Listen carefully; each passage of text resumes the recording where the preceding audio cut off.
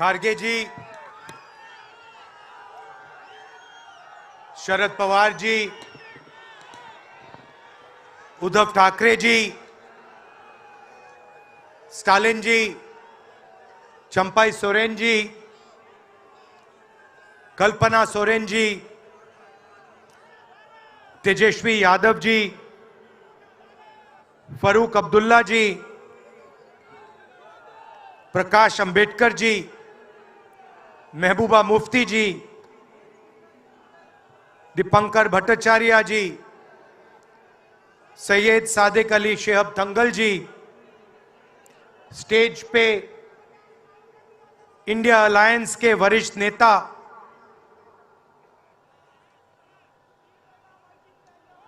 Honourable CWC members, Congress और गठबंधन के प्यारे कार्यकर्ता, भाइयों और बहनों, देशवासियों, आप सबका यहां बहुत बहुत स्वागत।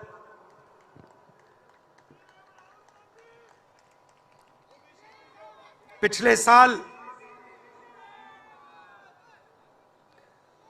कन्याकुमारी से कश्मीर तक हमने यात्रा की।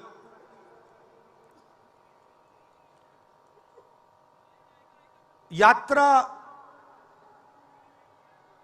करनी पड़ी। अगर मैं अपने आप से पूछता 2004 में, 2010 में, 2014 में कि मुझे 4000 किलोमीटर कन्याकुमारी से कश्मीर चलना पड़ेगा, मैं ऐसी बात सोच भी नहीं सकता था।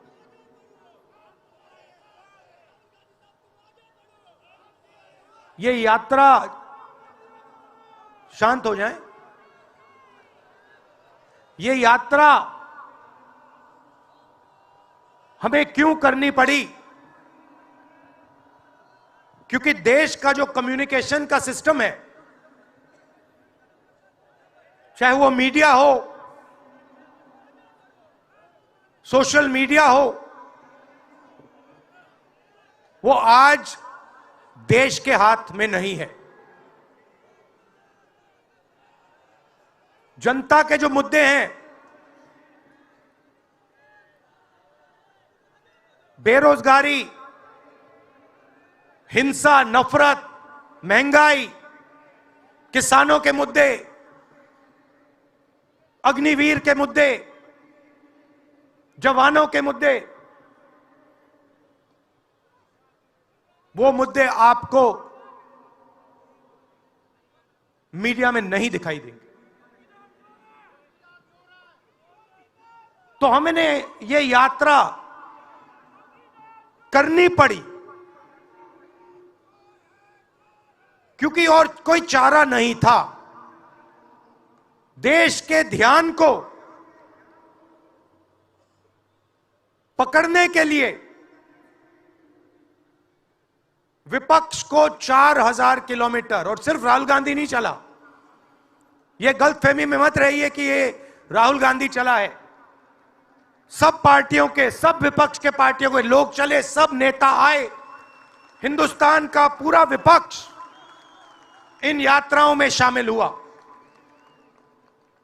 शरद पवार जी आए, उद्धव जी आए, तेजस्वी आए।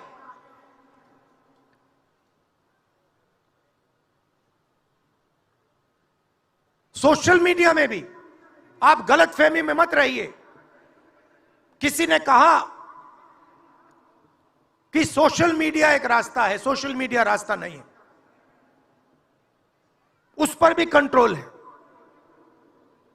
अमेरिका की कंपनियों पर दबाव है।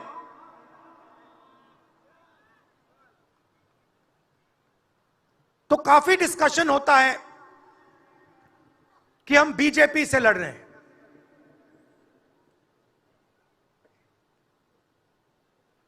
लोग सोचते हैं कि हम सब एक राजनीतिक दल के खिलाफ लड़ रहे हैं। देश भी सोचता है कि ये जो नेता स्टेज पे बैठे हैं अलग अलग पॉलिटिकल पार्टी से हैं, ये एक राजनीतिक पार्टी से लड़ रहे हैं। ये सच नहीं है, ये गलत है। हम राजनीतिक पार्टी से नहीं लड़ रहे हैं और यह समझने की जरूरत है। हिंदुस्तान के युवाओं को यह बात समझनी होगी। कोई और कहता है ये सब लोग एक व्यक्ति के खिलाफ लड़ रहे हैं, नरेंद्र मोदी के खिलाफ लड़ रहे हैं। नहीं, हम एक व्यक्ति के खिलाफ भी नहीं लड़ रहे हैं। ना हम बीजेपी के खिलाफ लड़ रहे हैं, ना हम एक व्यक्ति के खिलाफ लड़ रहे हैं। एक व्यक्ति को चेहरा बनाकर ऊपर डाल रखा है।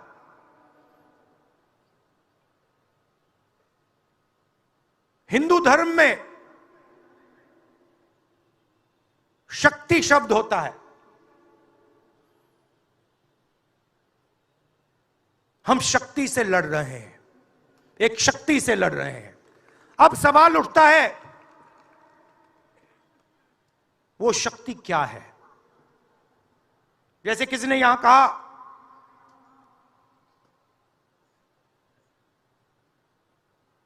राजा की आत्मा ईवीएम में है। सही है, सही है। राजा की आत्मा ईवीएम में है।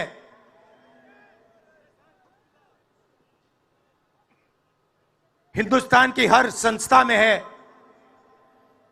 ईडी में है, सीबीआई में है, इनकम टैक्स डिपार्टमेंट में है। एक वरिष्ठ नेता, नाम नहीं लेना चाहता हूं, इसी प्रदेश के एक वरिष्ठ नेता कांग्रेस पार्टी को छोड़ते हैं और रो के कहते हैं, मेरी मां से रो के कहते हैं कि सोनिया जी मुझे शर्म आ रही है, मेरे में इन लोगों से, इस शक्ति से लड़ने की हिम्मत नहीं है, मैं जेल नहीं जाना चाहता हूं। और ये एक नहीं है, ऐसे हजारों लोग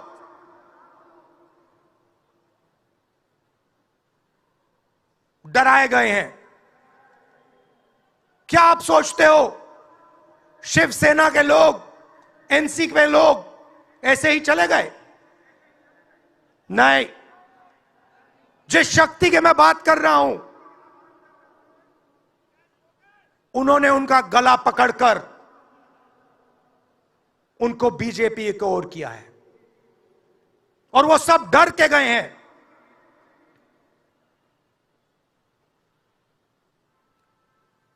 4000 किलोमीटर चला,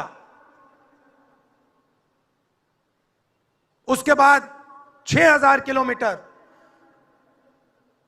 मणिपुर से महाराष्ट्र, मुंबई, धारावी।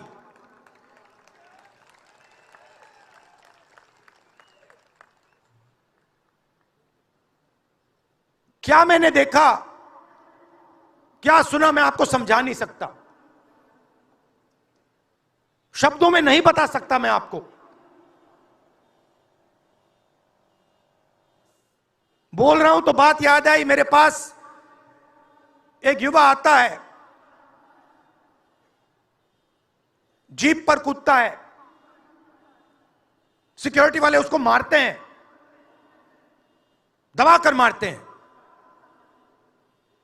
तब भी वो आता है, हाथ पकड़ता है, आंख में आंसू, मुझे कहता है राहुल जी मैंने 3 साल हर रोज सुबह रनिंग की, पुलअप्स की, पुशअप की, दंड बैठक, सब कुछ मैंने किया। मेरे दिल में देशभक्ति थी। मैं चाहता था कि मैं लद्दाख में जाकर, ठंड में जाकर, ठंड में कांपूं, देश के दुश्मनों के सामने कांपूं, और एक दिन अगर मौका बने तो उनकी गोली भी खाऊं। यह मैंने सोचा था।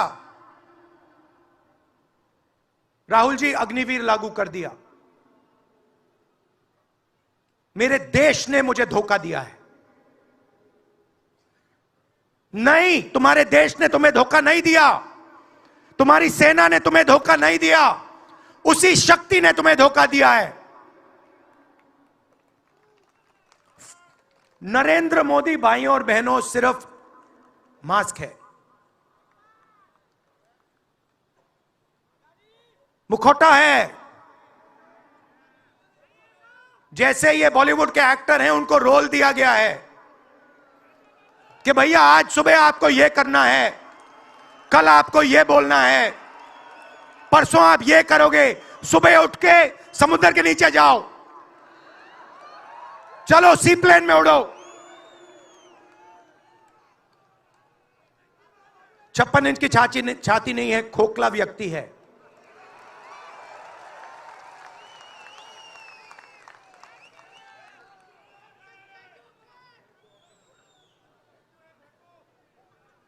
धारावी को देखिए आप।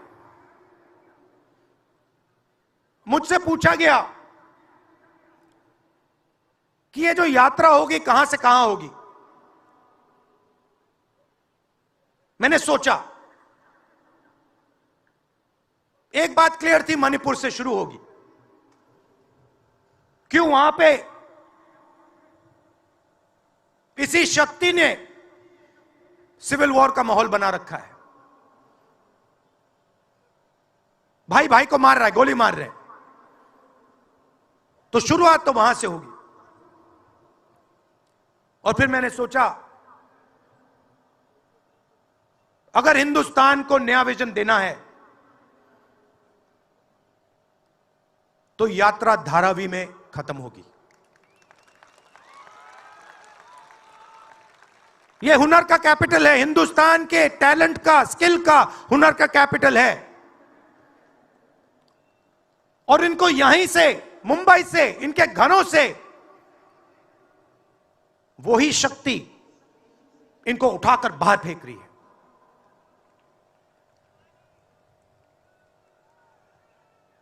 एक साथ मिलकर वही शक्ति इन लोगों की जिंदगी बर्बाद करने में लगी हुई है। मैं आपको इस स्टेज से बता रहा हूं, चाइना में एक शहर है, उसका नाम शेंजन है। सच्चा मुकाबला उस शहर से है जो आपको मीडिया में कभी कोई नहीं बताएगा। धारावी शेंजन का मुकाबला कर सकता है। बैंक के दरवाजे इन बच्चों के लिए खोलो, इन बच्चों को सरकार की मदद करो, और फिर देखो ये शेंजन का क्या करते हैं। उठा के परे कर देंगे शेंजन को ये लोग। Made in Mumbai, made in Dharavi, made in China को उड़ा के हटा देगा, परे कर देगा। मगर नहीं, 22 लोग हैं यहां पे, 22 लोगों के पास उतना ही धन है जितना हिंदुस्तान के 70 करोड़ लोगों के पास है।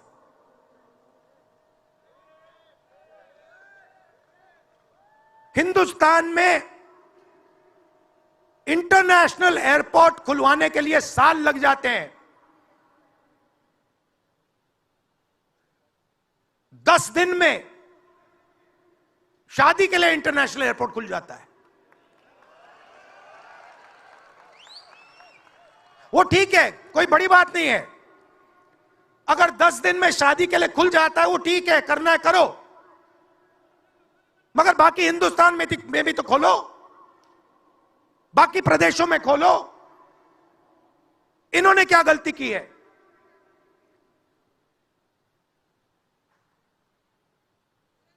पचास 50% हिंदुस्तान की आबादी पिछड़े वर्ग की है,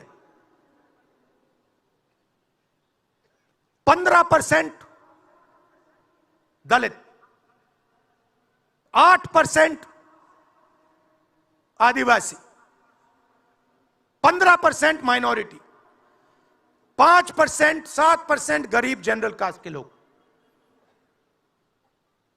मीडिया के मालिकों की लिस्ट निकालिए,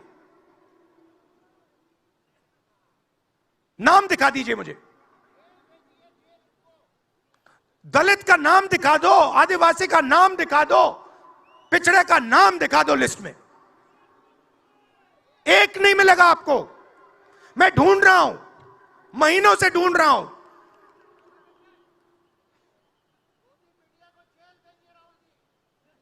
इनकी गलती नहीं है बेचारों की।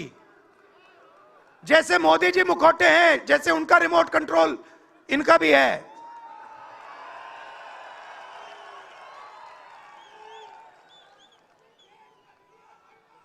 मीडिया में कोई नहीं। हिंदुस्तान की सबसे 200 बड़ी कंपनियों की लिस्ट निकालिए, मालिकों की लिस्ट निकालिए। गरीब जनरल कास्ट का व्यक्ति का नाम बता दो मुझे, दलित का, पिछड़े का, किसी भी गरीब व्यक्ति का नाम बता दो, किसी भी पिछड़े का नाम बता दो 200 कंपनियों के मालिक की लिस्ट में। नहीं मिलेगा। 90 अफसर इस देश को चलाते हैं। मैंने सिस्टम अंदर से देखा है, मैं समझता हूं सिस्टम को, इसलिए मोदी जी मुझसे डरते हैं। सब कुछ देखा है मैंने, सब समझता हूं। मैं अंदर बैठता था उसमें, सालों में अंदर बैठा हूं। कोई नहीं छुप सकता मुझसे, और मुझे दबा भी नहीं सकते हैं। मोदी जी को दबा सकते हैं तो 90 लोग हैं, उसमें 3 पिछड़े हैं, 3 दलित, 1 आदिवासी। फर्स्ट जनरेशन गरीब जनरल कास्ट का मुझे दिखा दो, उसमें एक नहीं मिलेगा। बजट में 100 रुपए खर्च होते हैं,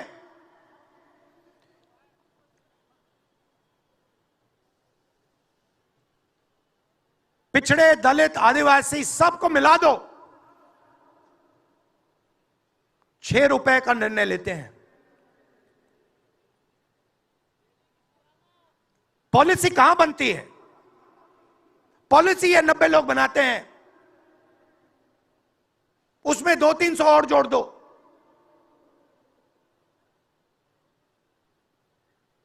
उसमें 50-60 अरबपति जोड़ दो।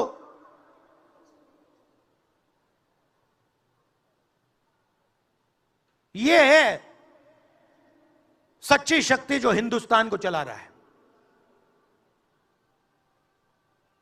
और इससे आप कोई नहीं बचेगा, आप में से कोई नहीं बचने वाला। यहां किसी ने ईवीएम की बात की, मैं आपको बता रहा हूं, ईवीएम के बिना नरेंद्र मोदी चुनाव नहीं जीत सकता है। इलेक्शन कमीशन से हमने कहा कि एक काम कीजिए, विपक्ष की पार्टी को ये मशीनें दिखा दीजिए, खोल के हमें दिखा दीजिए ये कैसे चलती हैं, हमारे एक्सपर्ट्स को दिखा दीजिए। इलेक्शन कमीशन नहीं दिखाता। फिर हमने कहा देखिए, इसमें से कागज निकलता है, वोट मशीन में नहीं है, वोट कागज में है। ठीक है, आप मशीन चलाइए, मगर कागज की भी गिनती कर दीजिए। इलेक्शन कमीशन कहता है नहीं, कागज की गिनती नहीं होगी। क्यों नहीं होगी? कैसे नहीं होगी? सिस्टम नहीं चाहता कि ईवीएम की गिनती हो जाए। क्यों? क्योंकि यह सिस्टम आपके धन को चोरी करने का सिस्टम है। यह आप लोग जीएसटी देते हो, उतनी ही जीएसटी देते हो जितना अदानी देता है। 18% शर्ट पे देते हो, उतनी वो देता है। उसकी आमदनी लाखों करोड़ रुपए, आपकी 50,000 रुपए। और फिर देखो पैसा कहां जाता है। कोई भी स्कीम देख लो, फसल बीमा योजना देखो, 35,000 करोड़ रुपए 16 कंपनियों को जाता है। उसमें आपको एक दलित नहीं मिलेगा, एक पिछड़ा नहीं मिलेगा, एक गरीब नहीं मिलेगा। कानून ये 90 लोग बनाते हैं। पैसा जाता है 16 कंपनियों में। और जब हमारे किसान कहते हैं ओला गिर गया, बारिश हो गई, बर्बाद हो गए, वो कहते हैं भैया नहीं, तुम्हें मुआवजा नहीं मिलेगा, ये तुम्हारा है ही नहीं, तुम्हें कैसे मिलेगा, मर जाओ जाके। नरेंद्र मोदी जी का काम आपके ध्यान को भटकाने का है।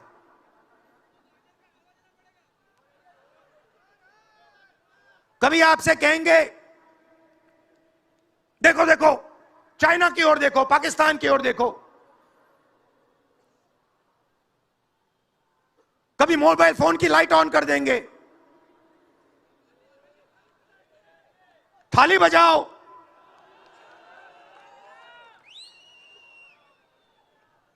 कभी कहेंगे देखो मेरा अपमान कर दिया,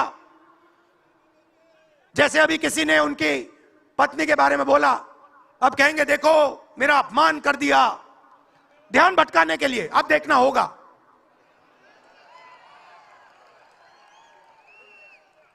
मगर यात्रा में यह सब साफ दिख जाता है, दर्द दिख जाता है, दुख दिख जाता है।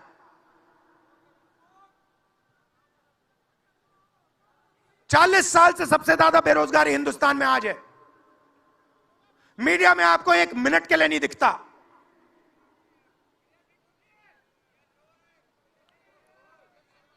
मोबाइल फोन आप देखते हो, चाइना का मोबाइल फोन, शर्ट खरीदते हो, चाइना की शर्ट, जूते खरीदते हो, चाइना के जूते।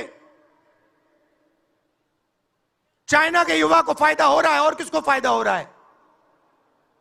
और किसको फायदा हो रहा है? यह आपने कभी पूछा अपने आप से?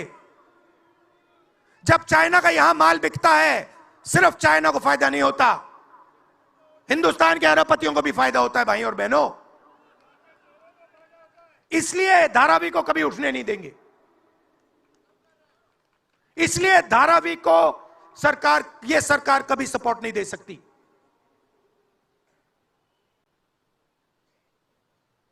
पूरा सिस्टम कंट्रोल में है।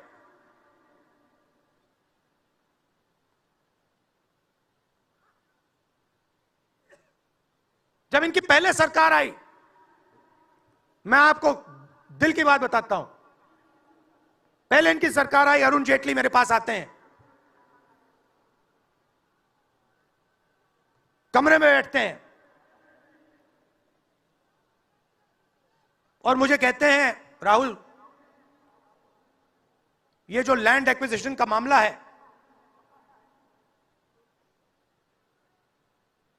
तुम इस पर मत बोलो।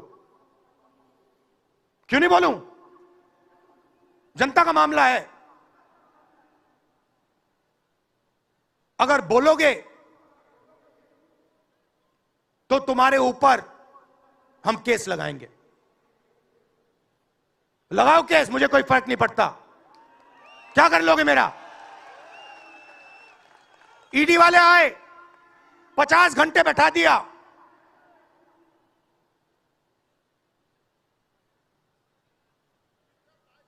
अंत में पता है क्या बोलता है ईडी का अफसर? मुझे पता है क्या बोलता है? कहता है राहुल जी, आप किसी से नहीं डरते हो, आप नरेंद्र मोदी को हरा सकते हो।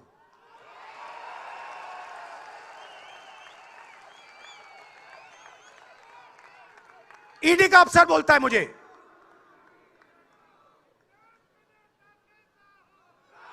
मगर मैं राहुल गांधी नहीं हूं। आप ये मत सोचो कि मैं राहुल गांधी हूं। आप ये मत सोचो कि उद्धव ठाकरे हैं। ये नहीं है, ये हिंदुस्तान की आवाज है। आप देखिए, हर प्रदेश से यहां लोग बैठे हैं। हर व्यक्ति ने अपनी यहां बात रखी। स्टालिन जी ने अपनी बात रखी, सोरेन जी ने अपनी बात रखी। ये हिंदुस्तान बोल रहा है। नरेंद्र मोदी जी की मीटिंग देखिए, वहां सिर्फ एक व्यक्ति बोलता है।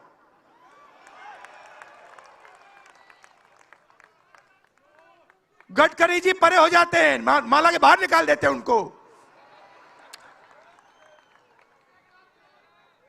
इसलिए हमने इसको इंडिया गठबंधन नाम दिया है। ये हिंदुस्तान की रक्षा कर रहा है। ये सब लोग डरे नहीं हैं। ये सब लोग उसी सिस्टम का मुकाबला कर रहे हैं। आज नरेंद्र मोदी के पास भ्रष्टाचार की मोनोपोली है।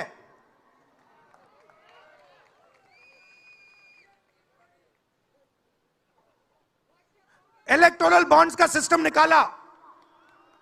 मैं आपको समझाता हूं। यहां पे जो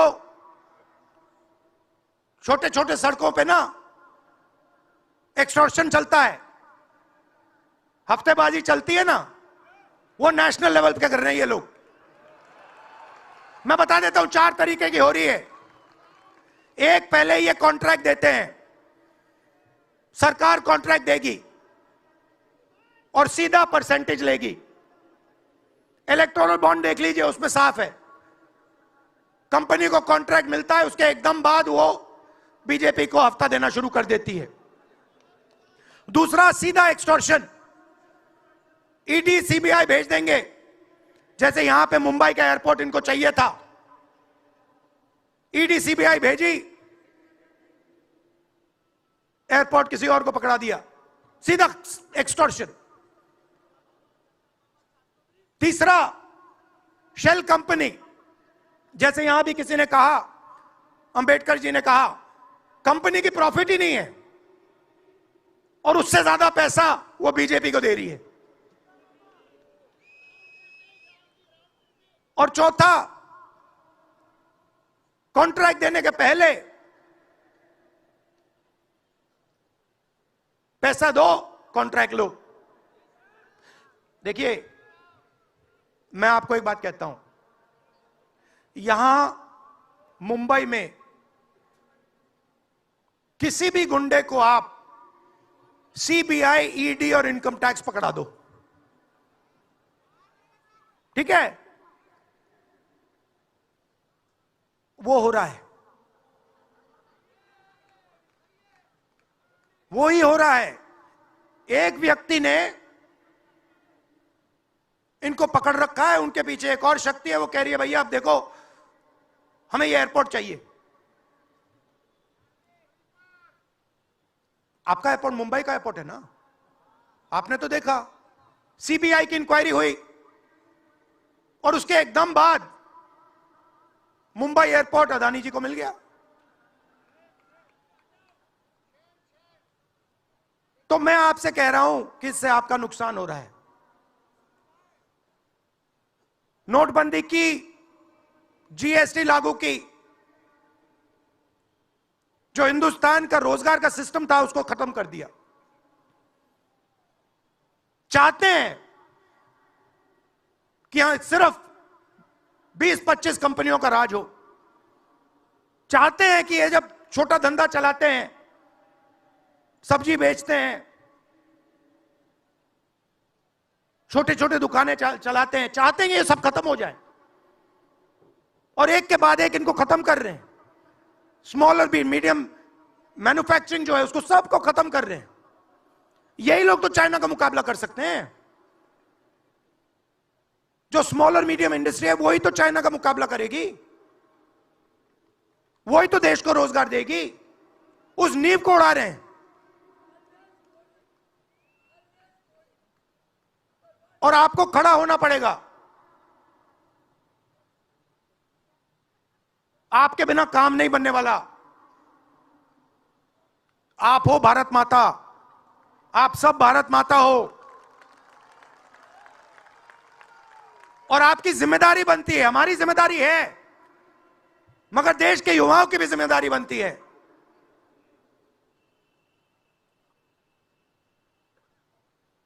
पूरा देश अग्निवीर के खिलाफ है। मैं 4000 किलोमीटर चला, एक युवा ने मुझे नहीं कहा कि अग्निवीर अच्छा लगता है। वो जो रो रहा था मुझे कहता है, राहुल जी मैं नहीं जाऊंगा, मैं नहीं जाऊंगा, मैं अग्निवीर नहीं बनूंगा। और फिर मुझे कहता है, राहुल जी जहां पे पहले हम दौड़ने जाते थे वो सब खाली पड़ा है। यात्राओं से मुझे बहुत सीखने को मिला, दर्द भी हुआ, चोट भी लगी,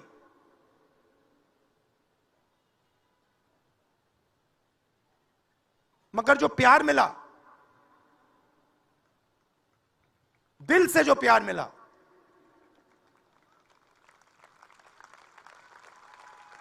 वो उसका कोई मुकाबला ही नहीं है। मैं बता ही नहीं, समझा नहीं सकता आपको।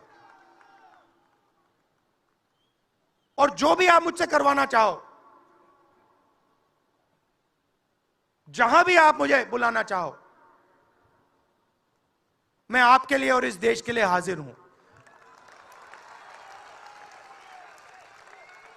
यह नफरत का देश नहीं है, यह मोहब्बत का देश है। नफरत जानबूझ के फैलाई जा रही है। नफरत इसलिए फैलाई जा रही है कि आप अपना ध्यान इधर उधर करो और आपके जेब में से आपका पैसा लूटा जाए, छीना जाए।